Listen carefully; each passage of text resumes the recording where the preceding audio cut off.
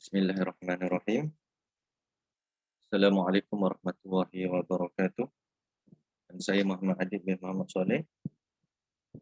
Hari ini saya akan membentangkan tajuk kajian saya iaitu metodologi pendakwah dalam proses pengajaran agama kepada orang kelainan upaya penglihatan di Pertis.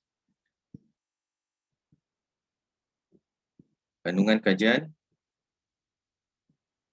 latar belakang kajian, penyataan masalah, persoalan kajian, objektif kajian, kepentingan kajian, kajian literatur, rangka konseptual kajian, metodologi kajian, kajian kes, analisis dapatan, rumusan dan cadangan, senarai penerbitan.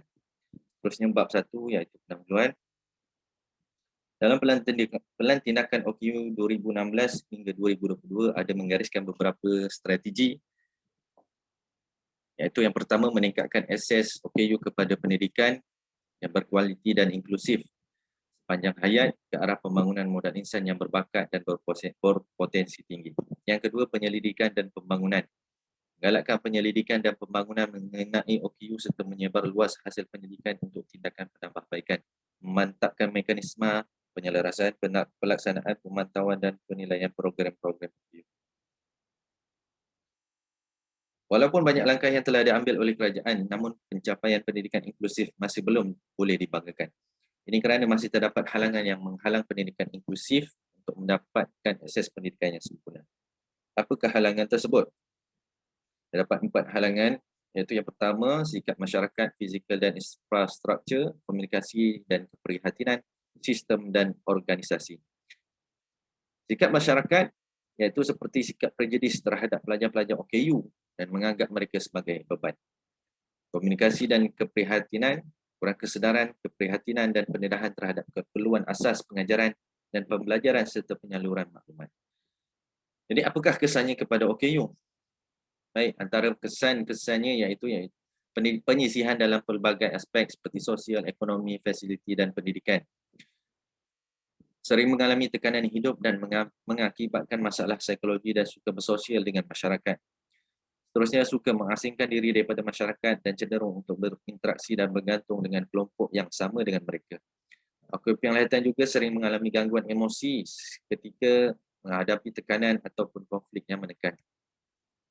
Mempunyai perasaan yang sukar dan diduga, dan sukar untuk berkomunikasi.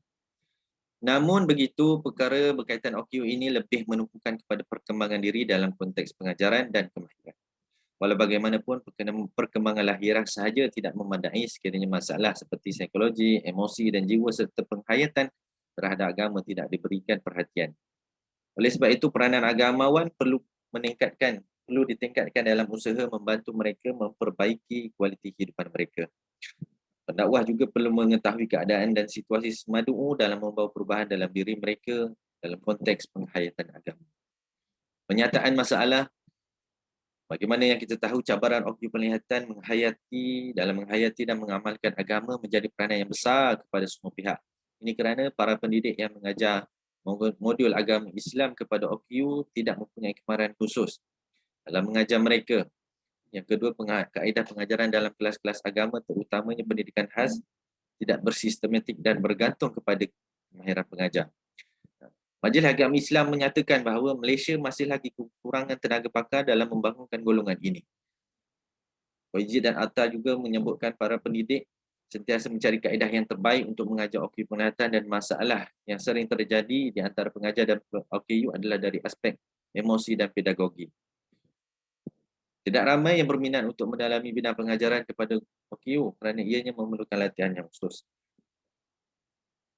Jabatan Agama Islam Wilayah Persekutuan Jawi 2013 dan 2020 menyatakan tiada panduan khusus untuk dijadikan modul pengajaran kepada tenaga pengajar OKU dalam kelas-kelas agama. Oleh sebab itu, kajian berkenaan metodologi pendakwah dalam proses pengajaran agama kepada OKU penglihatan ini masih lagi terhad dan kurang dikaji oleh mana-mana penyelidik. Oleh itu, kajian yang dijalankan seharusnya memfokuskan kepada metodologi pendakwah yang digunakan dalam kelas maupun di luar kelas serta mengkaji kesan-kesan yang terbentuk dalam kalangan OKU. Seterusnya, terdapat 4 persoalan kajian yang untuk menjawab persoalan kajian, iaitu yang pertama, bagaimanakah proses pelaksanaan dakwah yang diamalkan dalam kelas agama?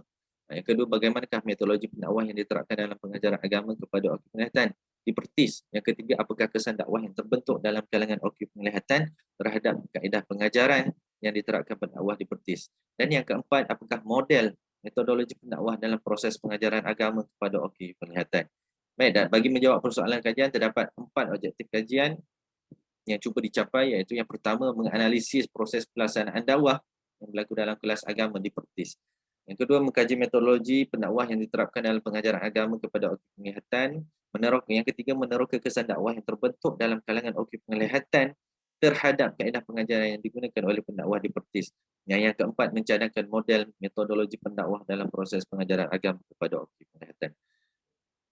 Kepentingan kajian terdapat 3 kepentingan kajian, iaitu yang pertama, merangka strategi pengajaran dakwah kepada okey penglihatan, memahami keperluan berdakwah kepada mereka dan meningkatkan penghayatan agama.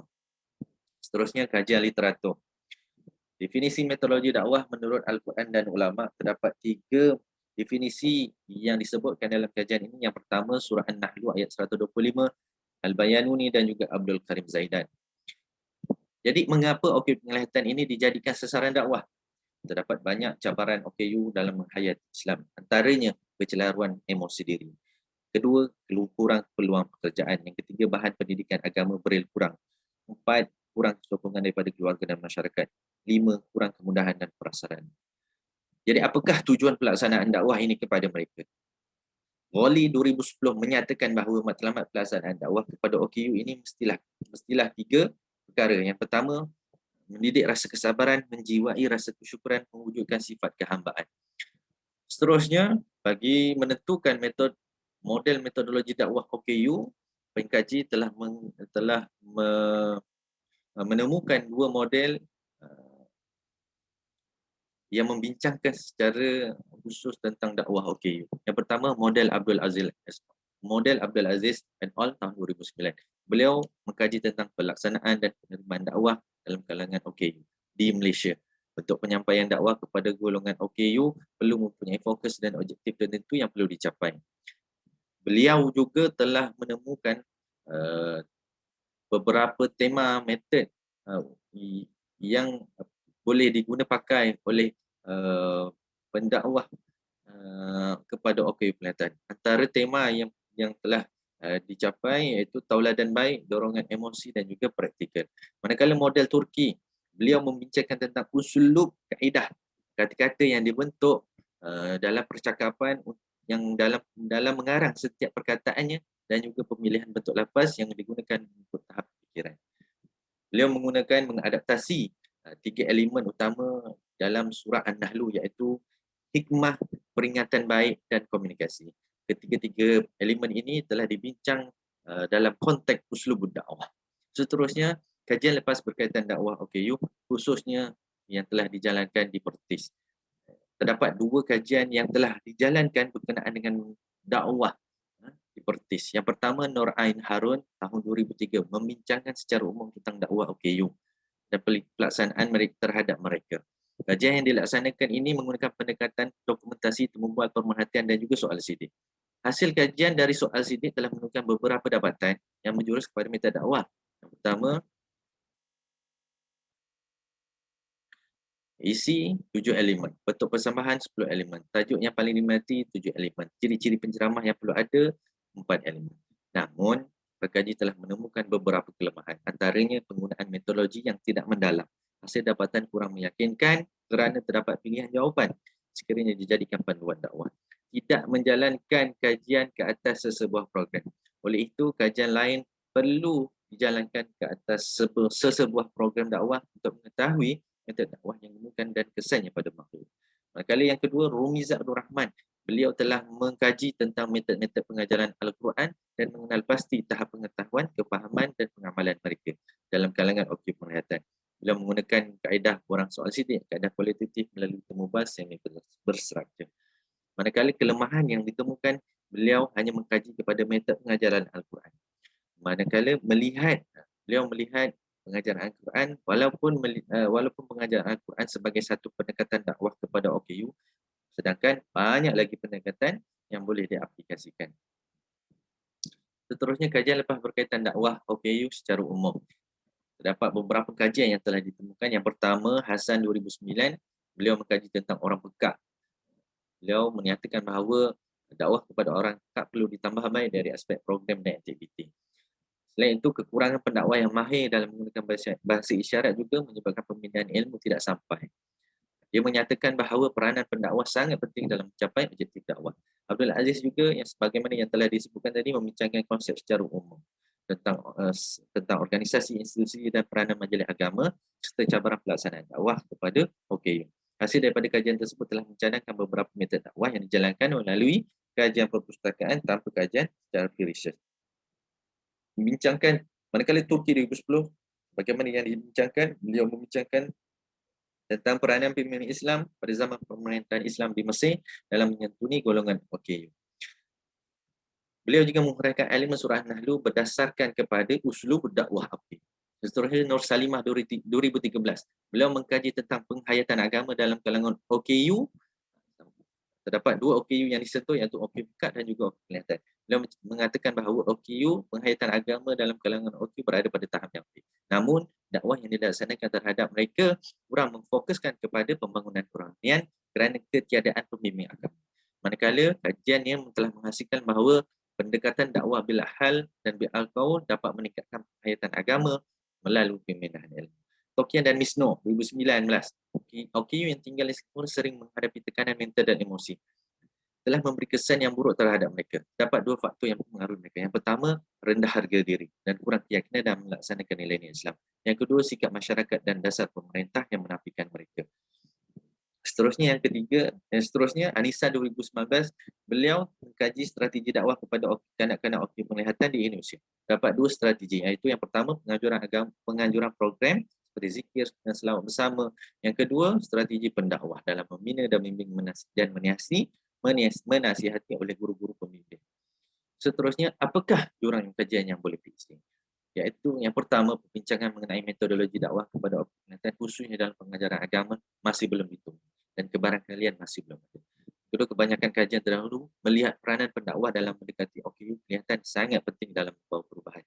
Yang ketiga, melalui metod dan kaedah yang betul khususnya dalam konteks pengajaran akan menjadikan strategi dakwah lebih besar. Justru pengkaji mencadangkan agar elemen metodologi dakwah diterokai dahulu daripada pendakwah yang berpengalaman dalam menghasilkan satu pemikiran pengajar.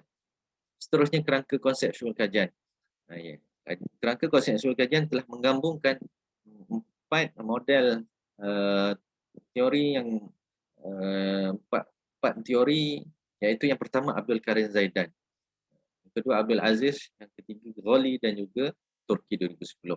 Abdul Karim menceritakan tentang keseluruhan proses dakwah bermula daripada pendakwah, metodologi dakwah, kandungan dakwah sehinggalah kepada madu. Abdul Aziz menyentuh tentang metod dakwah kepada OKU penglihatan, kepada OKU. Manakala Turki menyentuh tentang uslub dakwah. Seterusnya Ghali dalam proses tersebut, Ghali menyentuh tentang hasil ataupun matlamat terhadap matlamat dakwah terhadap OKU penglihatan, OKU. Yang pertama, mendidik sifat sabar, menjiwai rasa syukur, mewujudkan sifat aman. Dan kontribusinya adalah untuk mewujudkan satu metodologi operasi metodologi yang bersistematik kepada para pendakwah. Seterusnya, metodologi kajian. Kaedah penyelidikan yang digunakan dalam kajian ini iaitu rangka bentuk kajian kes. Terdapat 3 kaedah pengumpulan data, iaitu yang pertama temubual mendalam, analisis dokumen, juga pemerhatian turut serta. Proses pengumpulan data kajian melibatkan 3 peringkat, iaitu peringkat persediaan, kajian rintis, kajian sebenar. Kajian rintis yang dilaksanakan ini telah dilaksanakan kepada dalam objektif 1, 2 dan 3. Penambahbaikan soalan dibuat selepas kajian rintis dilaksanakan. Seterusnya, proses penganalisisan data. Objektif 1, temubual tidak berstruktur bersama 2 orang pengajar program. Objektif yang kedua, temubual tidak berstruktur bersama 5 orang pendakwah, pemerhatian turut serta. Kemudian objektif yang ketiga, temubual tidak berstruktur terhadap 5 orang OKU penglihatan. Proses penganalisan data akan dibincangkan dalam bab yang seterusnya. Seterusnya, kebolehpercayaan dan kesan. Dalam meningkatkan kebolehpercayaan, pengkaji telah melaksanakan beberapa perkara, iaitu yang pertama, dapatan temubual diolah dan dipersembahkan dalam bentuk yang teratur. pengesahan protokol soalan, melaksanakan kajian rintis, triangulasi data, pengesahan pakar terhadap tema yang dibina. Tema panjang dalam kajian. Kesahan protokol soalan terbual telah dikemukakan kepada 2 orang ahli akademik. Pengesahan dalaman, pembetulan, pengakuan, pengesahan terhadap data utama. Pengesahan terhadap tema-tema yang telah dianalisis untuk dinilai oleh setiap informan utama.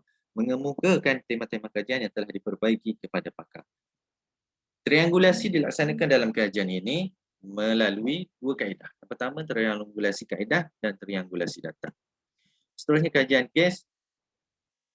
Pengkaji memilih Persatuan Orang Cacat Penglihatan Islam Malaysia sebagai kajian kes. Dalam kajian kes ini, pengkaji menyentuh tentang pengenalan okey penglihatan dari sudut definisi, masalah, faktor dan juga polisi.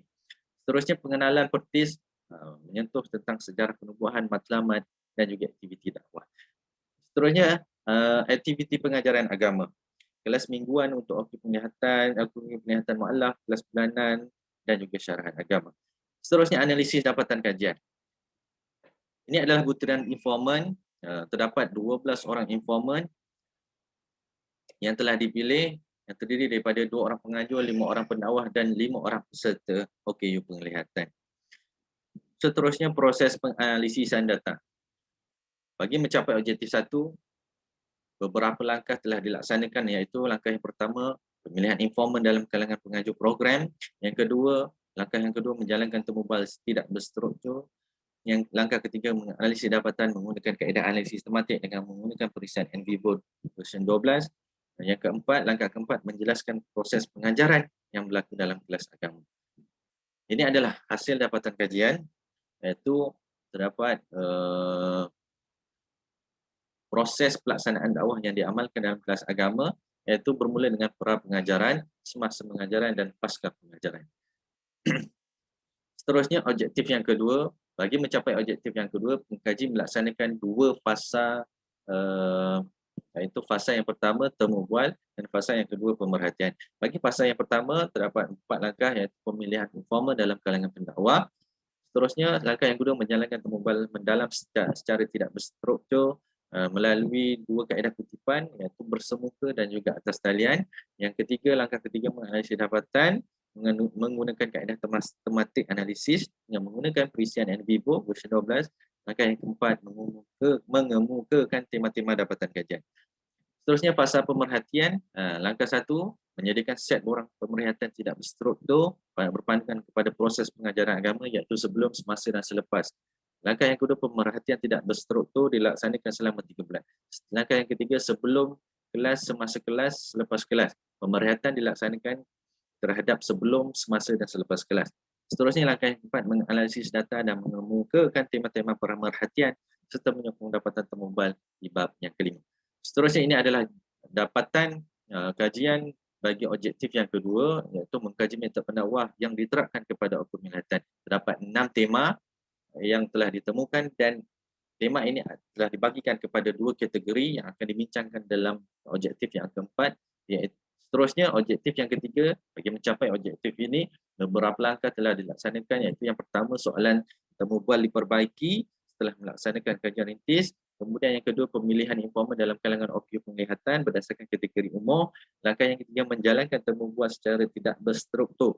Langkah yang keempat, pengkaji melakukan transkripsi dan menganalisis data menggunakan perisian NVivo.